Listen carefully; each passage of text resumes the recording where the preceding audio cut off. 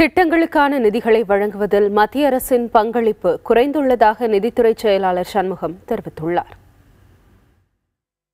ஜென்ரலாகவே அவங்களுடைய percentage contribution பார்த்தா சில ஸ்கீமுக்கு 90-10 இருந்தது, பெரும்பாலான ஸ்கீம் 60-40 இருந்தது. அதை சென்ற ஆண்டு முதல் அதை யூனிஃபார்மாகவே எல்லாமே 60-40 மாற்றிட்டாங்க. ஸோ அதனால் மாநில அரசுகளினுடைய கான்ட்ரிபியூஷன் அதிகமாகுது. That is one aspect, that is a old issue.